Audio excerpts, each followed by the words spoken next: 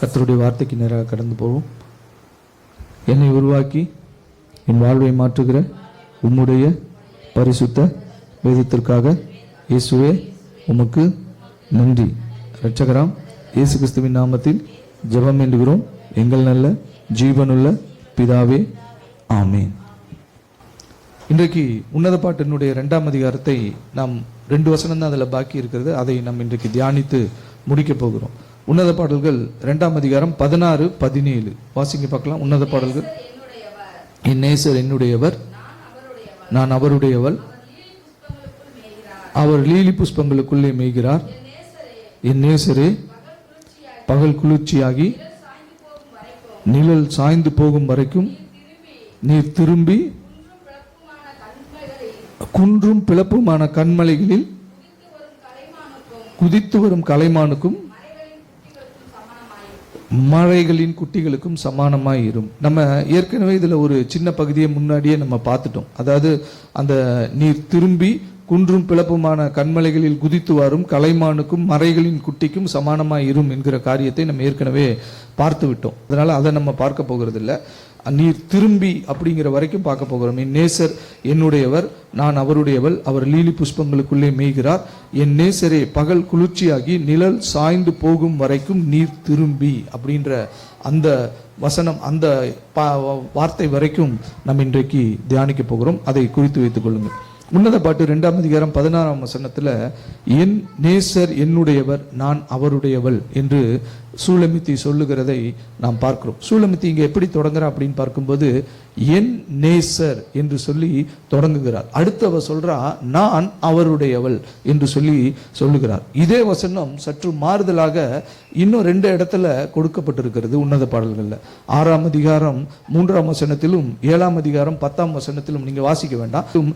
இதே வசனம் கொஞ்சம் மாறுதலாக கொடுக்கப்பட்டிருக்கிறது. அது மாறுதலாக கொடுக்கப்பட்டிருக்கிறது என்கிறதை நாம் எப்படி எடுத்துக்கொள்ள வேண்டும் என்று சொன்னால், சூலமித்தியினுடைய அந்த உறவு, நேசரோடு கூட இருக்கிற அந்த உறவுல ஒவ்வொரு டெவலப்மெண்ட்ஸ் வர வர அவள் அந்த நேசத்தினுடைய வெளிப்பாட்டை மாற்றி அவள் சொல்லுகிறார். இது ஆரம்ப நிலை. அதாவது உன்னத பாடல்கள் 2ஆம் அதிகாரம் 16ஆம் வசனத்தில் அவள் சொன்னது ஆரம்ப நிலை, அறிமுக நிலை என்று சொல்லலாம். நேசர் என்னுடையவர், நான் அவருடையவள் என்று சொல்லி அவள் சொல்லுகிறாள். இது அறிமுக நிலை, ஆரம்ப நிலை, ஃபர்ஸ்ட் ஸ்டேஜ் ஆஃப் லவ்.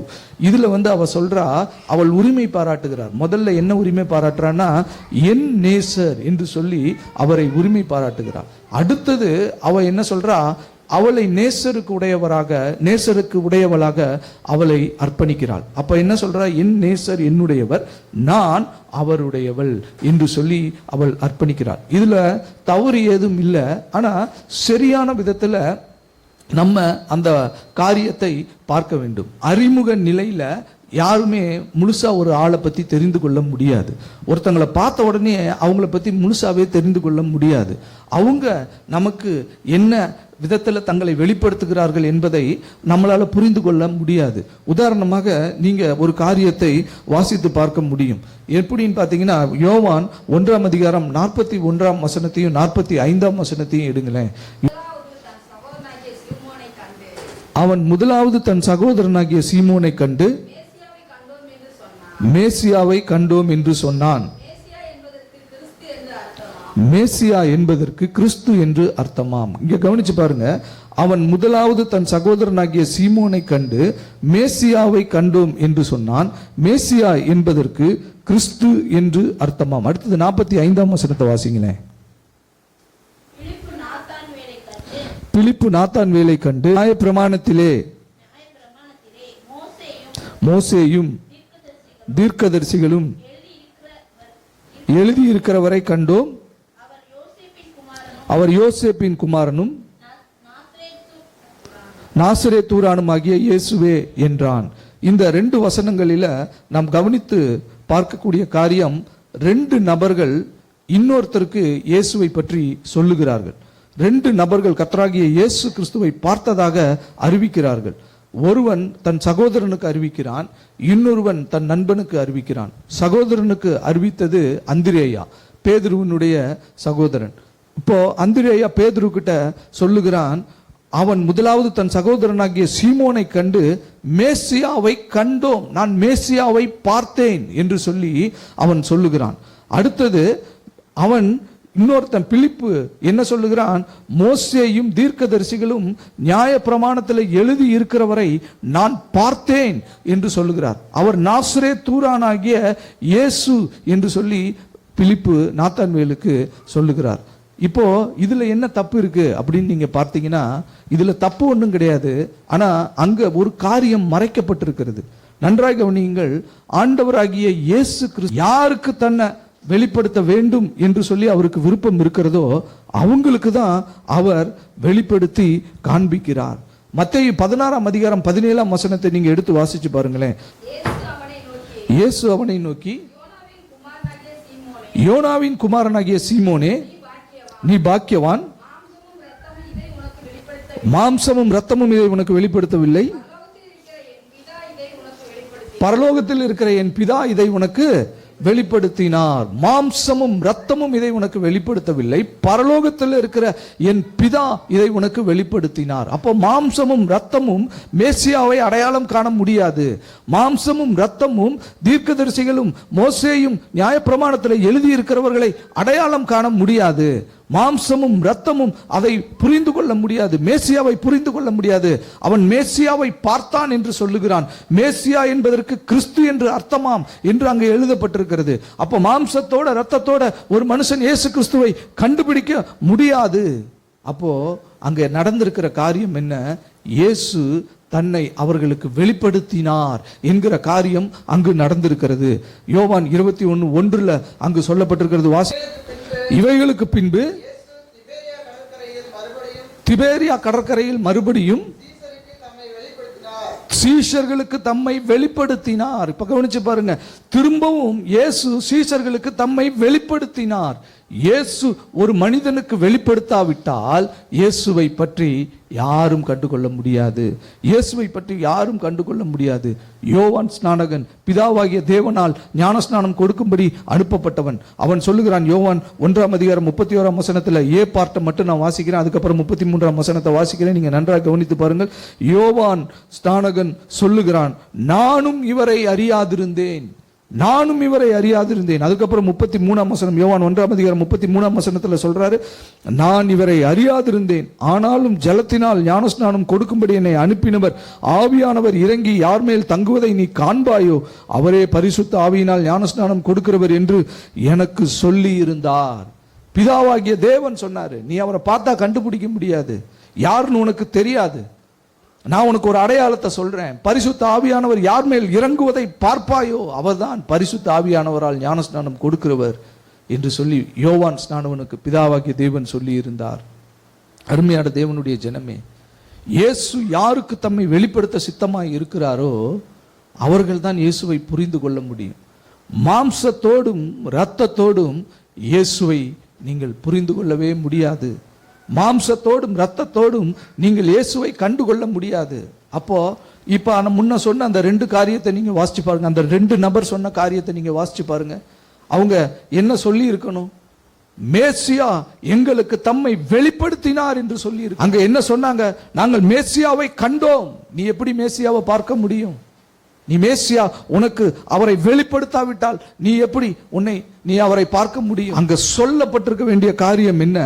அங்கு சொல்லப்பட்டிருக்க வேண்டிய காரியம், மேசியா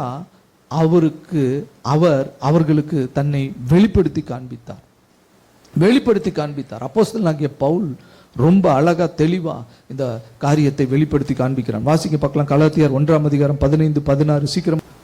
அப்படி இருந்தும் நான் என் தாயின் வயிற்றில் இருந்தது முதல் என்னை பிரித்தெடுத்து தம்முடைய கிருபையினால் அழைத்த தேவன் அறிவிக்கும் பொருட்டாக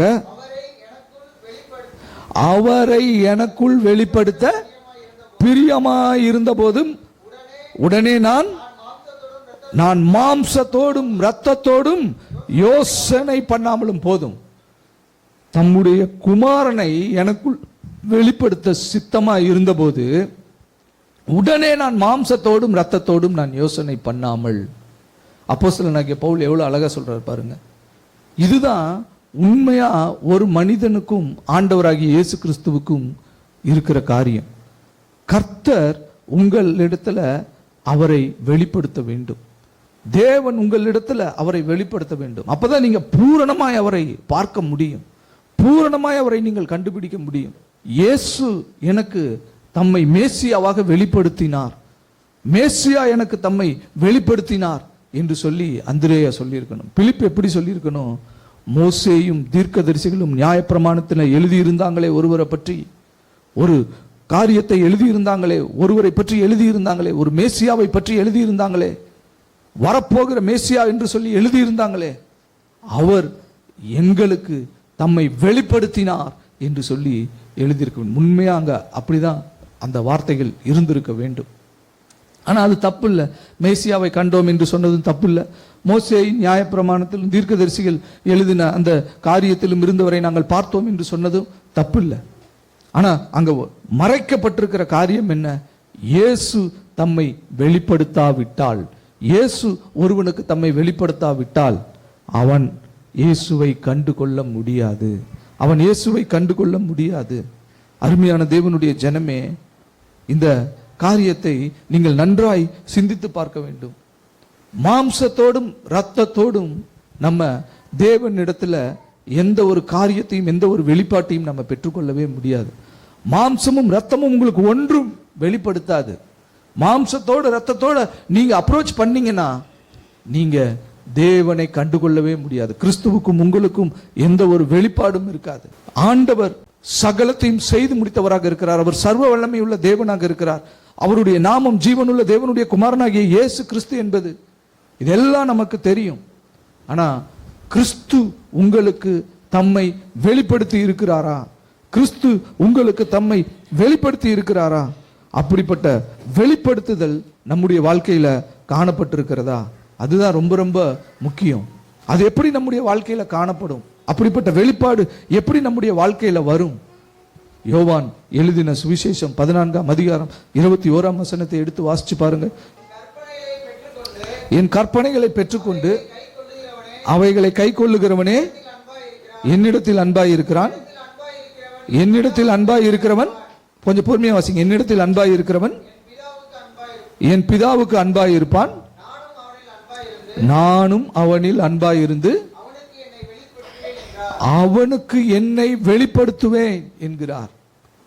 பாருங்க, இங்க எவ்வளவு அழகா ஆண்டவர் சொல்றாரு. என் கற்பனைகளை பெற்றுக்கொண்டு அவைகளை கை கொள்ளுகிறவனே என்னிடத்தில் அன்பாய் இருக்கிறான். என்னிடத்தில் அன்பாய் இருக்கிறவன் என் பிதாவின் இடத்திலும் அன்பாய் இருப்பான். நானும் அவனிடத்தில் அன்பாய் இருந்து அவனுக்கு என்னை வெளிப்படுத்துவேன் என்று சொல்லி ஆண்டவராகிய இயேசு கிறிஸ்து சொல்லுகிறார். அருமையான தேவனுடைய ஜனமே, இந்த காலைவெளியிலே நாம் சிந்தித்து பார்க்க வேண்டும். கிறிஸ்து நமக்கு அவரை வெளிப்படுத்தி இருக்கிறாரா? நாம் அவருடைய வெளிப்பாட்டை பெற்றுக்கொண்டு இருக்கிறோமா? அவருடைய உறவுல நாம ஒரு வெளிப்பாட்டை பெற்றுக்கொண்டு இருக்கிறோம். இல்ல மாம்சத்தோடு இரத்தத்தோடு நம்ம மாம்சீகமா ஆண்டவர் இடத்துல அப்ரோச் பண்ணி கொண்டு இருக்கிறோமா? நம்முடைய ஜெபங்கள் எப்படிப்பட்டதா இருக்கிறது? கிறிஸ்துவனுடைய வெளிப்பாட்டை பெற்றுக்கொண்டபடி நம்முடைய ஜெபம் இருக்கிறதா? கிறிஸ்துவை நாம் அறிந்தவர்களாக நாம அவரை நேசிக்கிறோமா? கிறிஸ்துவை முழுவதுமாக புரிந்து வைத்திருக்கிறவர்களாக நாம் அவரை நேசிக்கிறோமா? இந்த காரியத்தை நீங்கள் நன்றாக சிந்தித்து பார்க்க வேண்டும். ஏன் நாம் மாம்சத்தில் அன்பு கூறக்கூடாது? ஏன் நாம் மாம்சத்தில் அன்பு கூறக்கூடாது? பேதுரு ஆண்டவர் இடத்துல சொன்னா, ஆண்டவர் சொன்னாரு, இன்றைக்கு ராத்திரி ஒரு பெரிய துயரம் நடக்க போகிறது, ஒரு பெரிய பிரச்சனை வரப்போகிறது, ஒரு பெரிய காரியம் நடக்க போகிறது. அப்ப பேதுரு என்ன சொன்னான் தெரியுமா? நான் ஆண்டவரே, நான் காவலிலும் சாவிலும் உம்மை நான் பின்தொடர்வேன் என்று சொன்னான். லூக்கா 22:33 நீங்க வீட்டில் போய் வாசிச்சு பாருங்க. அதற்கு அவன், ஆண்டவரே, காவலிலும் சாவிலும் உம்மை பின்பற்றி வர ஆயத்தமாய் இருக்கிறேன் என்றான். மாம்சத்துல சொல்ற காரியம், மாம்சத்துல எடுக்கிற முடிவு. ஆண்டவரை நேசிக்கிறான், ஆண்டவர் மேல அன்பு இருக்கிறது, ஆண்டவர் மேல ஒரு பிரியம் இருக்கிறது. சொல்றான், நான் காவலிலும் சாவிலும் உம்மை பின்பற்ற விரும்புகிறேன் என்று சொல்லுகிறான். நடந்தது என்ன? இடரல். நடந்தது என்ன? பின்மாற்றம். நடந்தது என்ன? சபிக்கவும் தூஷிக்கவும் சத்தியம் பண்ணவும் மறுதலிக்கவும் செய்தான் என்று சொல்லி பார்க்கிறோம். கொஞ்சம் முன்னாடி காவலிலும் சாவிலும் என்னை பின்பற்றி வருகிறேன் என்று சொன்னாயே பேதுரு என்று சொல்லி ஆண்டவர் கேட்டிருந்தா அவன் எங்க போய் தன் மூஞ்சை வைத்திருப்பான் பாருங்க. மாம்சத்துல தேவனுடைய உறவை நீங்கள் பலப்படுத்தவே முடியாது. மாம்சத்துல நீங்கள் தேவனுடைய உறவை பலப்படுத்தவே முடியாது. அவரிடத்திலிருந்து வருகிற வெளிப்பாடு, அவர் உங்களை வெளிப்படுத்த வேண்டும், அவர் உங்களிடத்துல தம்மை வெளிப்படுத்த வேண்டும். அதற்கு ஆண்டவர் சொல்றாரு, என் கற்பனையை கை கொள்ளுங்கள், என் கற்பனைகளை கை கொண்டால் என்னிடத்தில் நீங்கள் அன்பாய் இருக்கிறீர்கள், என்னிடத்தில் நீங்கள் அன்பாய் இருந்தால் என் பிதாவினிடத்தில் அன்பாய் இருக்கிறீர்கள், நீங்கள் பிதாவினிடத்தில் அன்பாய் இருந்தபடியினால நான் உங்கள் மேல் அன்பாய் இருந்து உங்களுக்கு என்னை வெளிப்படுத்துவேன் என்று சொல்லி ஆண்டவராகிய இயேசு கிறிஸ்து சொல்லுகிறார். அப்போ அந்த அன்பினுடைய பூரண நிச்சயம் நம்முடைய வாழ்க்கையில காணப்பட வேண்டும். அந்த அன்பினுடைய பூரண நிச்சயம் நம்முடைய வாழ்க்கையில காணப்பட வேண்டும். இந்த காரியத்தை அப்படியே மனதில் வைத்துக் கொள்ளுங்க. இப்ப வாசிங்க பாருங்க, உன்னத பாட்டு 2ஆம் அதிகாரம் 16ஆம் வசனம். என் நேசர் என்னுடையவர், நான் அவருடையவள். நான் இது அறிமுக நிலை என்று சொல்லி சொன்னேன். அறிமுக நிலையில ஒரு மனுஷனை தெளிவா புரிந்து கொள்ள முடியாது. இப்பதான் பார்க்கிறோம், லவ் அட் ஃபர்ஸ்ட் சைட் என்று சொல்லுவார்கள். பார்த்தவுடன் காதல், கண்டதும் காதல் என்று சொல்லுகிறோம் இல்லையா, அந்த மாதிரி. அப்ப அந்த மனிதனை குறித்து உள்புறமான காரியம் எதுவுமே தெரியாது. அந்த மனிதனை குறித்து வெளிப்புறமான காரியம் தான் நமக்கு தெரியும். அந்த மனிதனை குறித்து வெளிப்புறமான காரியங்கள் தான் நம்ம பார்க்க முடியும். அப்போ வெளிப்புறமாக மேலோட்டமாக பார்த்து அவன் மீது அன்பு வைக்கிற காரியம். இப்போ இங்க சூலமித்தி சொல்லுகிற காரியத்தை கவனித்து பாருங்கள். என் நேசர் என்னுடையவர், நான் அவருடையவள். ஆனா அந்த உறவுல கொஞ்சம் பலப்பட்ட உடனே அந்த காரியத்தை சற்று மாற்றி அவள் பேசுகிறாள். வாசிச்சு பாருங்க, உன்னத பாடல்கள் 6ஆம் அதிகாரம் 3ஆம் வசனம் எடுத்து வாசிங்க பாருங்க. இப்ப எப்படி மாத்திருக்கா பாருங்க, நான் என் நேசருடையவள். முதல்ல என்ன சொன்னா, என் நேசர் என்னுடையவர், என் நேசர் என்னுடையவர். இப்போ அவரை கொஞ்சம் பழகிட்டு அவரோடு கொஞ்சம் உறவை ஏற்படுத்தி உடனே அவ சொல்றா, இல்ல இல்ல நான் அவருடையவள், நான் அவருடையவள். அதுக்கப்புறம் சொல்றா, என் நேசர் என்னுடையவர். இப்ப முதல்ல என்ன சொன்னா, என் நேசர் என்னுடையவர், நான் அவருடையவள். இப்ப சொல்றா, நான் அவருடையவள், என் நேசர் என்னுடையவர் என்று சொல்லுகிறார். ஏன் இங்க அந்த மாற்றம் வந்தது? அப்போ அந்த அன்புல ஒரு வளர்ச்சியை அவள் பார்க்கிறாள். என் நேசர் என்னுடையவள் என்று சொல்லும்போது அவளுடைய அன்பு பிரதானமாக தெரிகிறது. நான் என் நேசருடையவள் என்று சொல்லும்போது நேசருடைய அன்பு பிரதானமாக தெரிகிறது. முதல்ல தேவன் தான் நம்மிடத்தில் அன்பு கூர்ந்தார். 1 யோவான் 4ஆம் அதிகாரம் 10ஆம் வசனத்தை எடுத்து வாசிங்க. நாம் தேவனிடத்தில் அன்பு கூர்ந்ததினால் அல்ல, அவர் நம்மிடத்தில் அன்பு கூர்ந்து நம்முடைய பாவங்களை நிவர்த்தி செய்கிற கிருபாதார பலியாக தம்முடைய குமாரனை அனுப்பினதினாலே அன்பு உண்டாயிருக்கிறது. இங்க நல்லா கவனிச்சு பாருங்க, என்ன சொல்றாரு? நாம அவரிடத்துல முந்தி அன்பு கூறல, அவர் நம்மிடத்துல ஃபர்ஸ்ட் அன்பு வைத்தார். அவர் நம்மிடத்துல ஃபர்ஸ்ட் அன்பு வச்சு தம்முடைய குமாரனை கிருபாதார பலியாக நம்முடைய பாவங்களை நிவர்த்தி செய்கிறதற்கு அவர் அனுப்பினதினாலே அன்பு உண்டாய் இருக்கிறது என்று சொல்லி சொன்னார். அப்போ என்னுடைய அன்பு முதல்ல இல்ல, நேசருடைய அன்பு தான் என் வாழ்க்கையில முதல்ல இருக்கிறது. நான் இயேசுவை நேசிக்கிறேன் என்கிறதுல இல்ல, இயேசு என்னை நேசிக்கிறார், தேவன் என்னை நேசிக்கிறார் என்கிறதுல தான் அன்பு உண்டாய் இருக்கிறது. என் அன்பு என்னைக்கு வேணாலும் மாறி போகும். என் அன்பு ஒரு நாள் அவரை மறுதலிக்க செய்யும். என் அன்பு ஒரு நாள் அவரை தூசிக்க செய்யும். அவரை தெரியாது என்று சத்தியம் பண்ண செய்யும். என் அன்பு ஒரு நாள் அவரை விட்டு தூரமா போகும். என் அன்பு உறவினர்களுக்காக, உற்றாருக்காக, நண்பர்களுக்காக என் இயேசுவை மறுதலிக்க செய்யும். ஆனாலும் மறுதலித்த என்னையும் திரும்ப நேசிக்கிற அன்பு என் ஆண்டவருடைய அன்பு, என் ஆண்டவருடைய அன்பு. அவருடைய அன்பு தான் முதல்ல வந்திருக்கிறது. நம்ம ரோமர்ல நம்ம வாசிக்க, நாம் பாவிகளா இருக்கையில் கிறிஸ்து நமக்காக மரித்ததினாலே தேவன் நம்மேல் வைத்த தமது அன்பை விளங்க பண்ணுகிறார். நாம் பாவிகளா இருக்கும் போது கிறிஸ்து நமக்காக மரித்ததினாலே தேவன் தம்முடைய அன்பை நமக்கு விளங்க பண்ணி இருக்கிறார். நாம் பாவிகளா இருக்கையில் கிறிஸ்து நமக்காக மரித்தார். இதை ரொம்ப அழகா எப்படி புரிஞ்சுக்கலாம்? நாம பாவிகளா இருந்தோம், இவர்கள் என்னுடைய அன்புக்குரியவர்கள் என்று சொல்லி, இவர்களுடைய பாவங்களை எல்லாம் நான் ஏற்றுக்கொள்ளுகிறேன் என்று சொல்லி, அவர் நமக்காக பாவமாகி அவர் அந்த பாவத்தின் தண்டனையை சிலுவையில் நிவர்த்தி செய்தார்.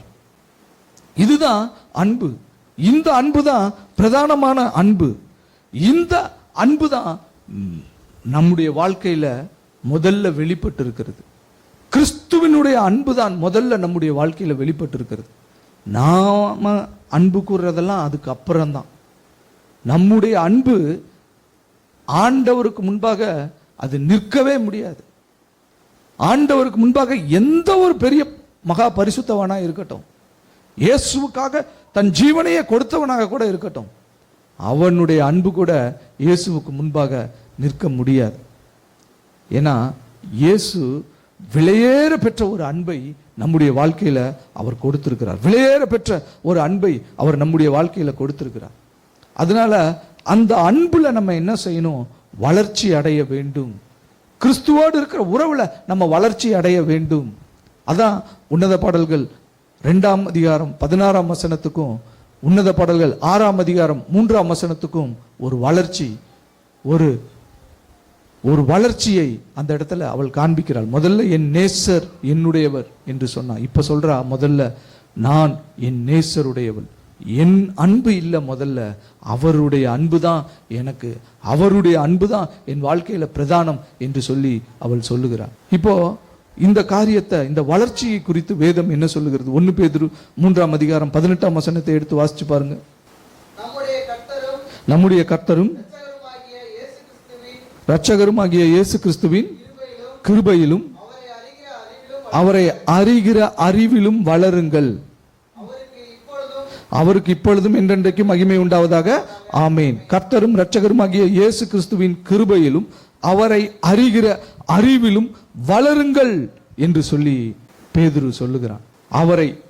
அவருடைய கிருபையிலும் அவரை அறிகிற அறிவிலும் வளருங்கள், வளர்ச்சி அடையுங்கள். அந்த வளர்ச்சி ரொம்ப முக்கியம் சபைக்கு. அந்த வளர்ச்சியில தான் நீங்க இயேசு கிறிஸ்துவை பூரணமாக நீங்கள் பெற்றுக்கொள்ள முடியும். பூரணமாக அவரை அன்பு கூற முடியும். பூரணமாக அவரிடத்துல நீங்கள் இருக்க முடியும். இப்போ இங்க திரும்பவும் உன்னத பாடல்கள் 6ஆம் அதிகாரம் 3ஆம் வசனத்தை வாசிங்களேன். நான் என் நேசருடையவள், என் நேசர் என்னுடையவர். முதல்ல அவ சொன்ன காரியம் என் நேசர் என்னுடையவர், நான் அவருடையவள் என்று சொன்னான். இப்போ முதல்ல என் அன்பு இருக்கக்கூடாது, என் நேசருடைய அன்பு தான் இருக்கணும்னு சொல்லி முதல்ல நேசருடைய அன்பை அவர் வெளிப்படுத்தி காண்பிக்கிறார். நான் என் நேசருடையவள் என்று சொல்லி அவள் தன்னை நேசருக்கு அர்ப்பணித்து அவள் சொல்லுகிறாள். அடுத்தது அவள் என்ன சொல்றா? திரும்பவும் அந்த ஃபர்ஸ்ட் ஸ்டேட்மெண்ட்டையே அவள் கொண்டு வரா. என்ன கொண்டு வரான்னு பார்த்தீங்கன்னா, என் நேசர் என்னுடையவர் என்று சொல்லுகிறார். இதுவுமே சரியா இருந்தாலும் இதற்கு மிக சரியான ஒரு காரியம் இது, இந்த வரி இல்லை. இதுவுமே நம்ம பார்க்கறதுக்கு தப்பு ஒன்றும் கிடையாது. என் நேசர் என்னுடையவர் அப்படிங்கிறதுல எந்த தப்பும் இல்லை. ஆனா இதை விட சரியான பொருத்தமான சில வார்த்தைகள் இருக்கிறது. அது இன்னமும் சூலமித்தி அவரோடு கூட சேரும்போது, அவரோடு கூட அந்த அன்பை பகிர்ந்து கொள்ளும் போது, அவரோடு கூட அந்த அன்பின் வெளிப்பாட்டை பெற்றுக்கொள்ளும் போது அந்த காரியத்தை அவள் கண்டுபிடிக்கிறாள். கடைசியா அவள் இந்த காரியத்தை அறிவிக்கும் போது பாருங்க எவ்வளவு அழகா அந்த காரியத்தை மாற்றி சொல்லுகிறாள் என்று சொல்லி உன்னத பாடல்கள் 7ஆம் அதிகாரம் 10ஆம் வசனத்தை எடுத்து வாசிங்க பாக்க. நான் என் நேசருடையவள். இப்ப பாருங்க எப்படி மாறிட்டான். அவள் பிரியம் என்மேல் இருக்கிறது. இதுதாங்க உண்மையான அன்பின் வெளிப்பாடு. இதுதான் உண்மையா அன்பின் வெளிப்பாடு. மிக சரியான கூற்றுன்னு சொன்னா அது இதுதான். நான் என் நேசருடையவள், அவர் பிரியம் என்மேல் இருக்கிறது. அவர் பிரியம் என் மேல இருக்கு. எவ்வளவு அழகா அவ மாத்திட்டா பாருங்க. மொத்தம் 3 காரியத்தை அவள் சொல்றா. 3 முறை ஃபர்ஸ்ட் சொல்லி பார்க்கறா, என் நேசர் என்னுடையவள், நான் அவருடையவள். அப்புறம் கொஞ்சம் பழகி பார்க்கறா, இல்ல இல்ல இது ஏதோ ஒரு தப்பா இருக்கு, இது ஏதோ ஒரு காரியம் குறைவா இருக்கு. இப்ப இப்படி சொல்றேன், நான் என் நேசருடையவர், அவர் என்னுடையவர், என் நேசர் என்னுடையவர். அதுக்கப்புறம் பழகி பார்க்கறா. அங்க பழகி பார்க்கும்போது என் அன்பெல்லாம் ஒண்ணுமே இல்லைங்க, நான் என் நேசருடையவருங்க, அவர் அன்பு என் மேல இருக்குங்க. இதுதாங்க சபைக்கு சபைக்கும் ஆண்டவருக்கும் இருக்கிற மெய்யான ஒரு உறவு. சபையினுடைய நேசர் ஆண்டவராகிய இயேசு கிறிஸ்து. அவர் அந்த சபையின் மேல பிரியம் வைத்திருக்கிறார். அவர் அந்த சபையின் மேல பிரியம் வைத்திருக்கிறபடினால கர்த்தர் தம்முடைய சபையை போஷித்து காப்பாற்றுகிறார். எபேசியர் 4ஆம் அதிகாரத்தில் இருக்கிறது, வாசிச்சு பாருங்க. கர்த்தர் சபையை போஷித்து காப்பாற்றுகிறார். ஏன் அவர் சபையை போஷித்து காப்பாற்றுகிறார்? அங்கு சொல்லப்பட்டிருக்கிறது, தேவன் தம்முடைய ஒரே பேரான குமாரனை இந்த உலகத்துல கொடுத்து விசுவாசிக்கிறவன் எவனோ அவன் கெட்டு போகாமல் நித்திய ஜீவனை பெற்றுக்கொள்ளும்படிக்கு தம்முடைய ஒரே பேரான குமாரனை தந்தொருளி இவ்வளவாய் உலகத்தில் அன்பு கூர்ந்தார். விசுவாசிக்கிறவனுக்காக, அவன் கெட்டு போகாமல் இருப்பதற்காக தம்முடைய ஒரே பேரான குமாரனை அவர் கொடுத்தார். அதனால அன்பு உண்டாய் இருக்கிறது. அந்த அன்பு, அந்த பிரியம் என் மேல இருக்கிறது. நான் தனிப்பட்ட ஆள் இல்ல, நான் என் நேசருக்குரியவன். என் நேசருடைய பிரியம், அன்பு என் மேல இருக்கிறது. என் நேசருடைய பிரியம், அன்பு என் மேல இருக்கிறது. சரியா கரெக்டா சொல்லக்கூடிய வார்த்தை. உணர்ச்சி வசப்பட்டு சொல்லலாம், நான் கிறிஸ்துக்குரியவன், கிறிஸ்து எனக்குரியவர், அப்படி இப்படின்னு உணர்ச்சி வசப்பட்டு சொல்லலாம். அனுபவம் இல்லாத ஒரு உறவையில எவ்வளவு வேணா அலங்காரமான வார்த்தைகளை போட்டு நம்ம சொல்லலாம். ஆனா உணர்ந்து பார்க்கும்போது, உணர்ந்து எனக்கும் நேசருக்கும் இருக்கிற உறவுல ஆழ்ந்து தியானம் பண்ணி, ஆழ்ந்து அதை சிந்தித்து பார்த்து அந்த உறவினுடைய காரியத்தை சத்தியத்தின் அடிப்படையில் நம்ம பார்க்கும்போது ஒரு காரியத்தை கண்டுபிடிப்போம். நான் அவருடையவன். விலையேற பெற்ற ரத்தத்தினால நம்மை அவர் வாங்கி இருக்கிறார் என்று சொல்லி வேதத்தில் நம்ம சொல்லப்பட்டிருக்கிறது. விலையேற பெற்ற ரத்தத்தினால நம்மை அவர் வாங்கி இருக்கிறார்.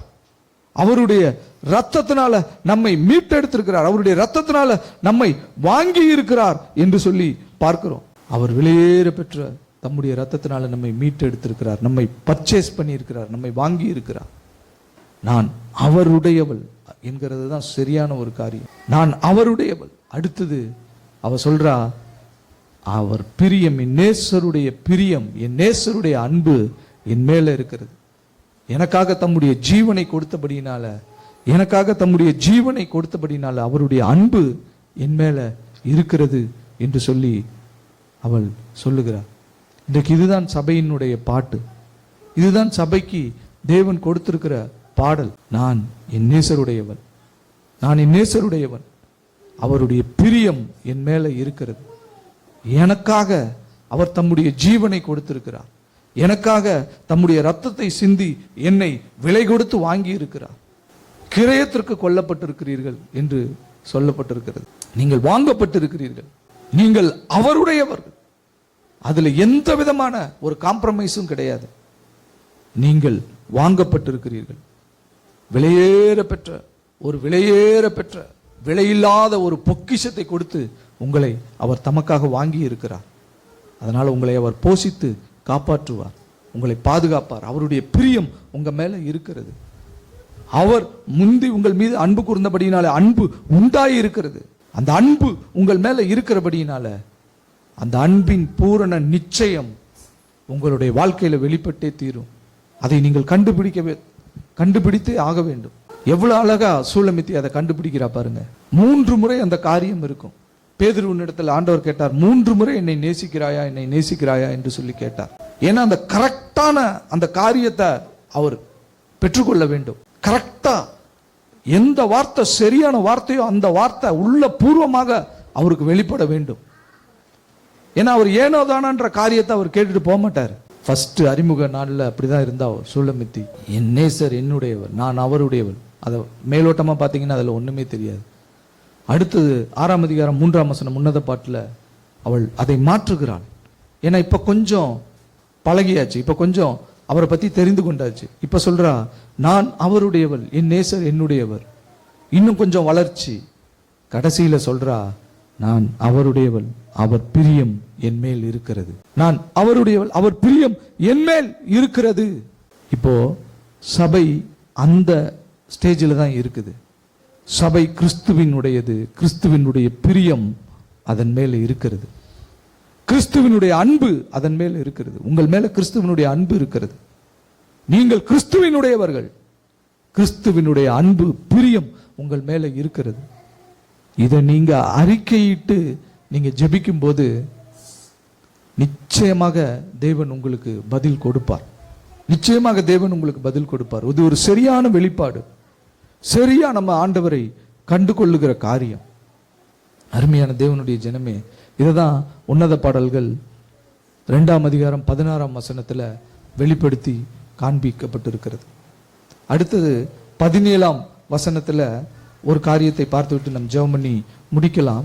உன்னத பாட்டு 2ஆம் அதிகாரம் 17ல, என் நேசரே பகல் குளிர்ச்சியாகி நிழல் சாய்ந்து போகும் காலம் வரைக்கும் நீர் திரும்பி வாரும் என்று சொல்லி அங்கு சொல்லப்பட்டிருக்கிறது. என் நேசரே பகல் குளிர்ச்சியாகி நிழல் சாய்ந்து போகும் வரைக்கும் என்று சொல்லி அந்த இடத்துல சொல்லப்பட்டிருக்கிறது. இது எந்த காரியத்தை குறிப்பிடுகிறது என்று சொன்னா உங்களுக்கு ஆச்சரியமா இருக்கும். கவனிச்சு பாருங்க, அங்க என்ன சொல்றா அப்படின்னு பார்க்கும்போது, என் நேசரே பகல் குளிர்ச்சியாகி நிழல் சாய்ந்து போகும் வரைக்கும். அப்படின்னா என்ன அர்த்தம்? நிழல் சாய்ந்துருச்சு, பகல் குளிர்ச்சி ஆயிடுச்சு அப்படிங்கிறா. இப்ப நீங்க இந்த திரும்பி வாங்க இங்க அப்படிங்கிறா. இவ எதை மெயின் பண்ணி சொல்றா தெரியுங்களா? எதை மீன் பண்ணி சொல்றா தெரியுங்களா? ஆதியாகமம் 3ஆம் அதிகாரம் 8ஆம் வசனத்துல சொல்லப்பட்டிருக்கிறது, பகலில் குளிர்ச்சியான வேளையில் தோட்டத்தில் உலாவுகிற தேவனாகிய கர்த்தருடைய சத்தம் என்று சொல்லி அங்க வருகிறது. பகலில் குளிர்ச்சியான வேளையில். இப்போ சூலமித்தி என்ன சொல்றா? ஆதாமும் ஏவாளும் அந்த ஏதேன் தோட்டத்துல இருந்த போது பகல் குளிர்ச்சியான நேரத்துல நீங்க அவங்க கூட வந்து உலாவுனீங்களே, அவங்க கூட வந்து இருந்தீங்களே. அப்படிப்பட்ட ஒரு கால சூழ்நிலைமை இப்ப வந்திருக்கிறது. இப்போ வந்திருக்கிறது. அப்படிப்பட்ட ஒரு கால சூழ்நிலைமை இப்ப வந்திருக்கிறது. நிழல் சாய்ந்து போயிற்று, பகல் குளிர்ச்சி ஆயிற்று. நேசரே நீங்க வாங்க, நீங்க வாங்க அப்படின்னு சொல்லி அந்த இடத்துல அவள் சொல்லுகிறாள். சபையினுடைய பெரிய எதிர்பார்ப்பு என்ன தெரியுமா?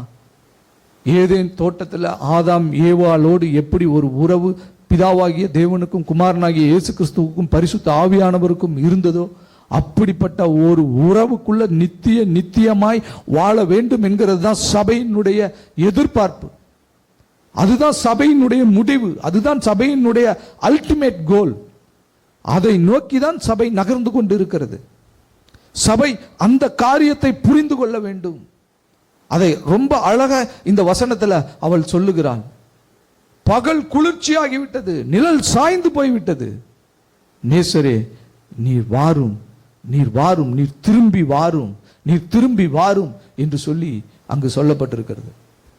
அங்கு சொல்லப்பட்டிருக்கிறது.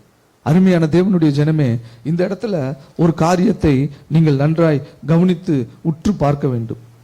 தன் நேசர் இடத்துல சபை சொல்லுகிறது, அந்த டைம் வந்துருச்சு, பகல் குளிர்ச்சி ஆயிடுச்சு, அந்த டைம் வந்துருச்சு, நிழல் சாய்ந்து போயிடுச்சு, பகல் குளிர்ச்சி ஆயிடுச்சு.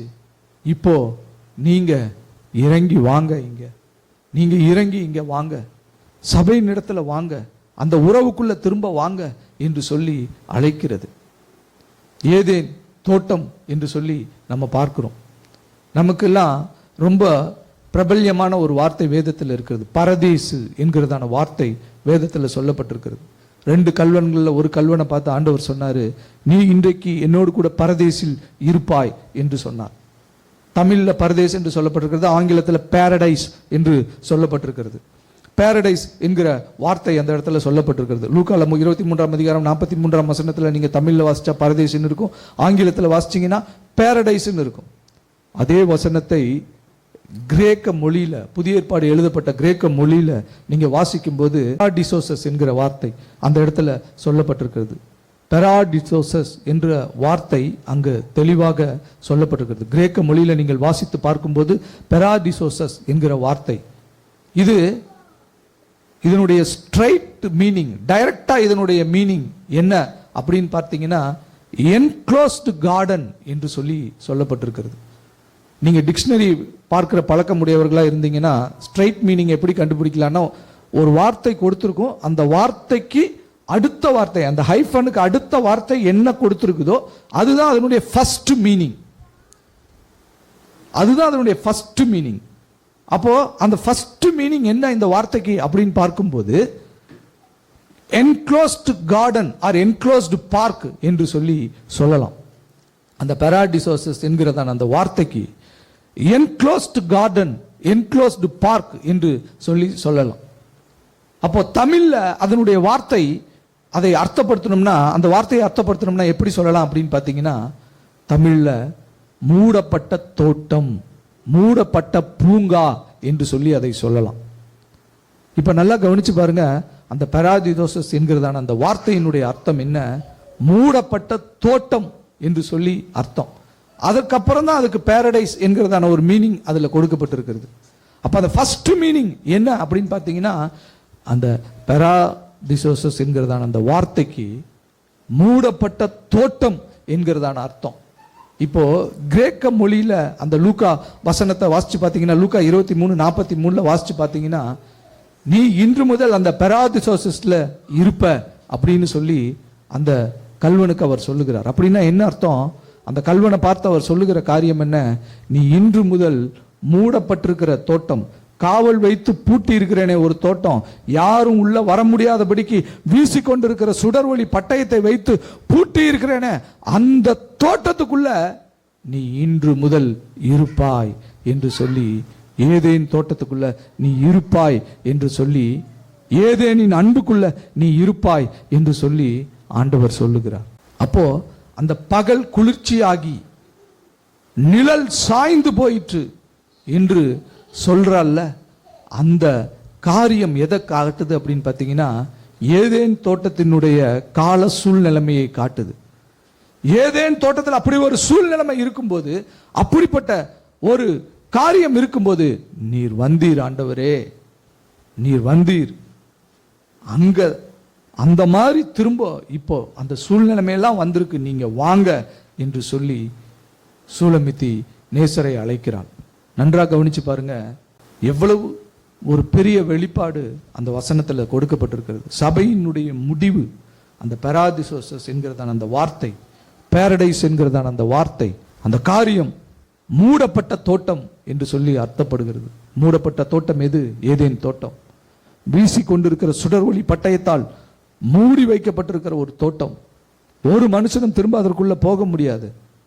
ஆனா இயேசு அந்த கல்வனை பார்த்து சொல்றாரு, நீ இன்றைக்கு என்னுடனே கூட பரதேசில் இருப்பாய், நீ இன்றைக்கு என்னுடனே கூட பரதேசில் இருப்பாய். சபை அந்த பரதேசுக்குள்ள போகணும், அங்க இருக்கிற ஜீவ கனியை அது பறித்து புசிக்கணும். அது இயேசுவோடு கூட, நேசரோடு கூட அப்படிப்பட்ட அன்புல நித்திய நித்திய நித்திய நித்தியமாக அது வாழணும். அந்த அன்புல அது நித்திய நித்தியமாக அது வாழணும், சந்தோஷமாய் வாழணும். அதுதான் சபைக்கு கொடுக்கப்பட்டிருக்கிற ஒரு காரியம். அருமையான தேவனுடைய ஜனமே, மாம்சமும் இரத்தமும் இதை நமக்கு வெளிப்படுத்தாது. மாம்சமும் இரத்தமும் இதை நமக்கு வெளிப்படுத்தாது. சபைக்கு இருக்கிற உன்னதமான நோக்கம் கிறிஸ்துவால மட்டும்தான் வெளிப்படுத்த முடியும். ஆண்டவர் தான் இதை நமக்கு வெளிப்படுத்தணும். ஆண்டவர் வெளிப்படுத்தாட்டா இதை நம்ம நிச்சயமா பெற்றுக்கொள்ள முடியாது. இன்றைக்கு நீங்கள் பாக்கியவான்கள், கர்த்தர் உங்களுக்கு இதை வெளிப்படுத்தி காண்பித்திருக்கிறார். உங்களுடைய முடிவை குறித்து ஆண்டவர் ஒரு திட்டம் வைத்திருக்கிறார். நீங்கள் அவரோடு கூட வைத்திருக்கிற நேசத்துக்கு ஆண்டவர் ஒரு பெரிய பலனை அவர் வைத்திருக்கிறார். ஒரு பெரிய பலனை உங்களுக்கு அவர் வைத்திருக்கிறார். உங்களை ஆண்டவர் விசேஷித்த விதமாக அவர் முன்குறித்து தெரிந்து வைத்திருக்கிறார். நீங்கள் ஆண்டவருடையவர்கள், வெளியேற பெற்ற ரத்தத்தினால உங்களை மீட்டெடுத்திருக்கிறார். முந்தி தம்முடைய குமாரனை உங்களுக்கு கொடுத்தபடியினால பிதாவினுடைய அன்பு முதல்ல வெளிப்பட்டிருக்கிறது. அந்த அன்பு சபையின் மேல இருக்கிறது. சூலமித்தி சொல்லுகிறார், அவருடைய பிரியம் என் மேல இருக்கிறது. என்னை அவர் விலை கொடுத்து வாங்கி இருக்கிறார். அவருடைய பிரியம் என் மேல இருக்கிறது. என் நேசரே, அந்த ஏதேன் தோட்ட அன்புக்குள்ள நம்ம திரும்ப வரணும்.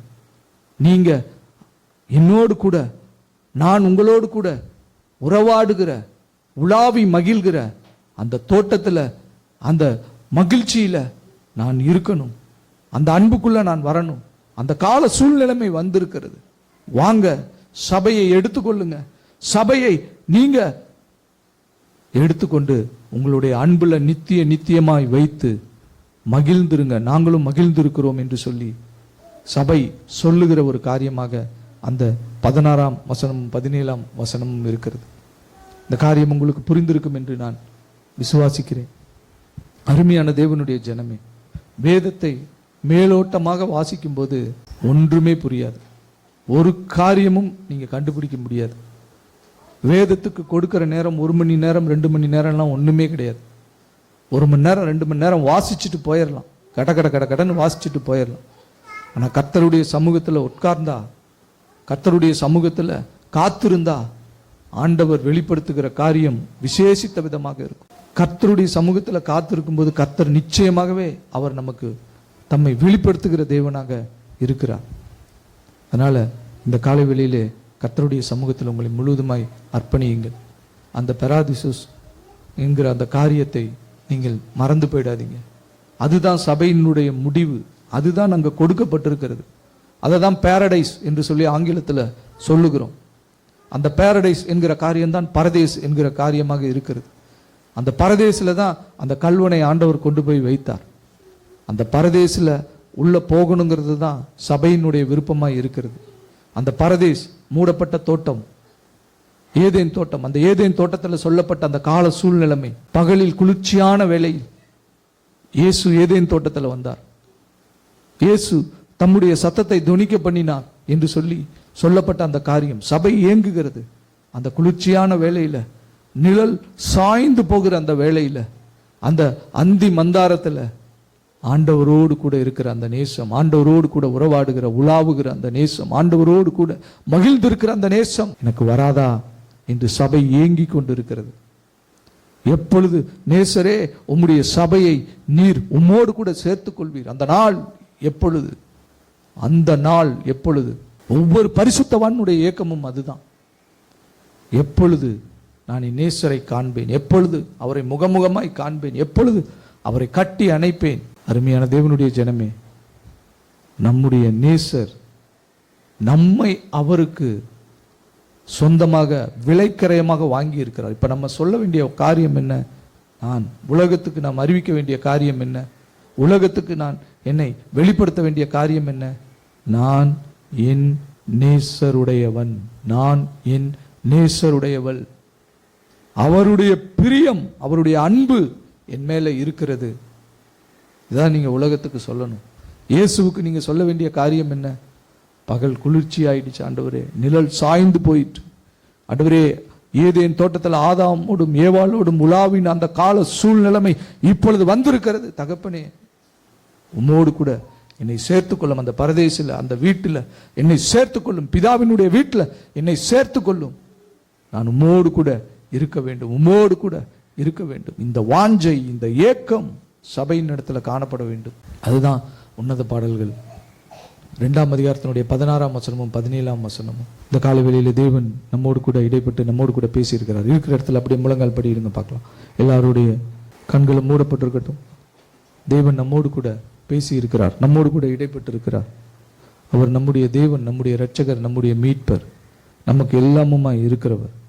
அவர்தான் நம்மை தெரிந்தெடுத்திருக்கிறார். அவருடைய அன்பு தான் நம்முடைய வாழ்க்கையில் இருக்கிறது.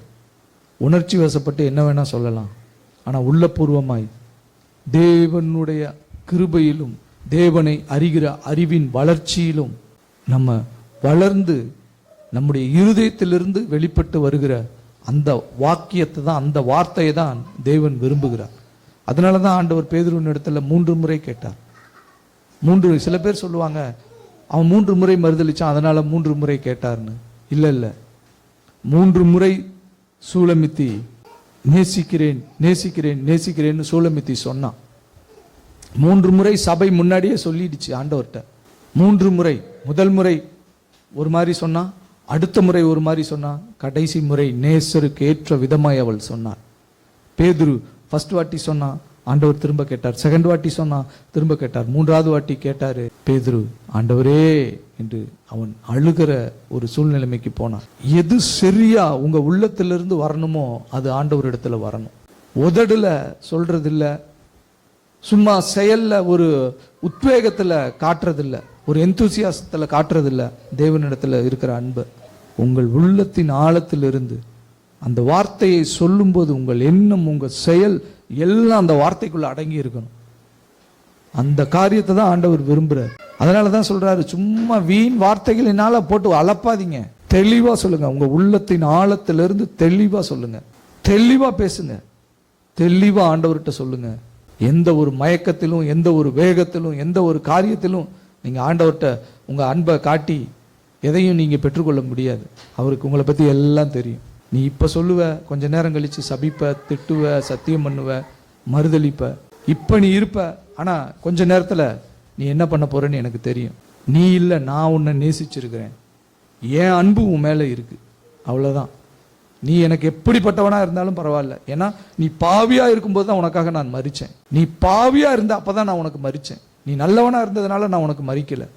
நீ பாவியா இருந்த போது தான் உன்னை நான் தெரிந்து கொண்டேன். இப்போ இல்ல, உலக தோற்றத்திற்கு முன்பாகவே உன்னை நான் தெரிந்து கொண்டு விட்டேன். குழந்தை இன்னும் பிறக்கல, நன்மை தீமை இன்னும் செய்யல, ஆனாலும் நான் யாக்கோபை சிநேகித்தேன். யாக்கோபு விசுவாசிகளுக்கு அடையாளம். அருமையான தேவனுடைய ஜனமே, இந்த காலை வேளையிலே தேவன் நம்மோடு கூட இடைப்பட்டிருக்கிறார். அவர் சமூகத்தில் நான் ஒண்ணுமே இல்லை, எல்லாமே அவர் தான். எனக்கு அவர் தான் என்னை விலையேற பெற்ற ரத்தத்தினால வாங்கி இருக்கிறார், விலை கொடுத்து வாங்கி இருக்கிறார். நான் அவருடையவன், அவ்வளவுதான். இதுதான் என்னுடைய ஸ்டேட்மெண்ட். அதற்கப்புறம் அவருடைய கிருபை, அவருடைய பிரியம் என் மேல இருக்கிறது. என்னை அவர் அந்த கல்வனை போல ஒரு நாள் நீ என்னோடு கூட இந்த பரதேசில இருப்பாய் என்று சொல்லுகிற அந்த நாளுக்காக நான் காத்திருக்கிறேன். அதுதான் என்னுடைய முடிவு, சபையினுடைய முடிவு, சபையினுடைய ஏக்கம். நேசரே, பகல் குளிர்ச்சியாகி இருக்கிறது, நிழல் சாய்ந்து போய் இருக்கிறது. நீர் விரும்புகிற அந்த கால சூழ்நிலைமை வந்திருக்கிறது. திரும்பி வாரும், திரும்பி வாரும். நல்ல பிதாவை நன்றியோடுமை துதிக்கிறோம், ராஜாவை ஸ்தோத்திரிக்கிறோம். அப்பா, இந்த காலை வேளையிலே தகப்பனே, எங்களோடு கூட நீர் பேசின தயவுக்காக, கிருபைகளுக்காக உமக்கு நன்றி. ஆண்டவரே, உம்முடைய வார்த்தைகள் எங்கள் மத்தியில் வந்த தயவுக்காக உமக்கு நன்றி. ஆண்டவரே, உம்முடைய பரிசுத்த பிரசன்னம் எங்கள் மத்தியில் இருந்ததற்காக உமக்கு நன்றி. வந்து இந்த சத்தியத்தை கேட்டதான் நம்முடைய பிள்ளைகள் ஆசீர்வதிக்கப்படுவார்களாக. உம்முடைய பிள்ளைகளை ஆண்டவரே நீர் தொட்டு ஆசீர்வதித்து, உம்முடைய பிள்ளைகளை ஆண்டவரே நீர் உம்முடைய நேசத்திற்குள்ளாக மறைத்து, உம்முடைய அன்பை உம்முடைய பிள்ளைகளுக்கு மேல் வைத்து, உம்முடைய பிள்ளைகளை ஆண்டவரே உம்முடைய கண்ணின் கருவிழியைப் போல ஆண்டவரே உம்முடைய இமைக்குள்ளாக மூடி பாதுகாத்துக் கொள்ளும்படியாய் நாங்கள் ஜெபிக்கிறோம். தகப்பனே, ஒரு விசை கூட ஆண்டவரே இந்த காலை வேளையில் உம்முடைய பிள்ளைகள் ஆண்டவரே எந்த பாரத்தோடு, எந்த ஏக்கத்தோடு, எந்த நோக்கத்தோடு ஆண்டவரே எந்த ஒரு வேண்டுதலோடு, விண்ணப்பங்களோடு இந்த இடத்துல வந்தார்களோ, அவைகளை எல்லாம் ஆண்டவரே முந்தி எங்களிடத்துல வெளிப்பட்ட எங்கள் பிதாவினுடைய அன்பு, அவைகளை எல்லாம் இந்த நேரத்தில் நிறைவேற்றி முடிக்கட்டும். உம்முடைய பிள்ளைகளுடைய ஏக்கமெல்லாம் நிறைவேற்றப்படட்டும். உம்முடைய பிள்ளைகளுடைய எண்ணங்கள் எல்லாம், விருப்பங்கள் எல்லாம் நிறைவேற்றப்படட்டும். அவர்களுடைய கண்ணீர் ஆண்டவரே உம்முடைய அன்பினால் துடைக்கப்படட்டும்.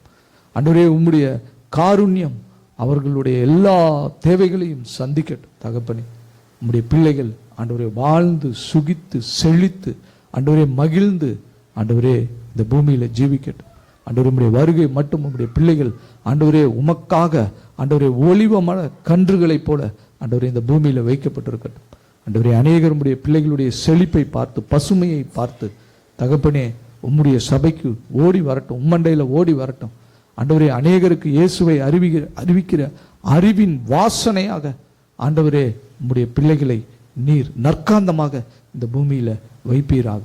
ஆண்டவரே, உம்முடைய பிள்ளைகள் ஆண்டவரே தங்களுடைய எல்லா காரியத்திலும் ஆண்டவரே உம்முடைய அன்பை கண்டு ரசித்து ருசித்து மகிழ்ந்து வாழட்டும். உம்முடைய பிள்ளைகளை ஆசீர்வதிப்பீராக. உம்முடைய பிள்ளைகளுடைய பிள்ளைகளை தொடுவீராக, குடும்பங்களை தொடுவீராக, இனத்தார் ஜனத்தாரை தொடுவீராக. ஆண்டவரே, இவர்கள் அநேகம் ஆயிரம் ஜனங்களுக்கு ஆண்டவரே உம்முடைய சுவிசேஷத்தின் பேரொளியை எடுத்துக்கொண்டு போகட்டும். ஆசீர்வதியும் ஆசீர்வாதமாக மாற்றும். தொடர்ந்து இந்த சத்தியத்தை எங்களுக்கு வெளிப்படுத்தின தயவுக்காக, கிருபைகளுக்காக உமக்கு நன்றி. எங்களோடு கூட நீர் இடைப்படும் எங்கள் மீட்பரும் எங்கள் இன்ப இரட்சகருமாய் இருக்கிற கர்த்தராகிய இயேசு கிறிஸ்துவின் நாமத்தில் ஜெபம் என்கிறோம் எங்கள் ஜீவனுள்ள நல்ல தகப்பனே, ஆமென்.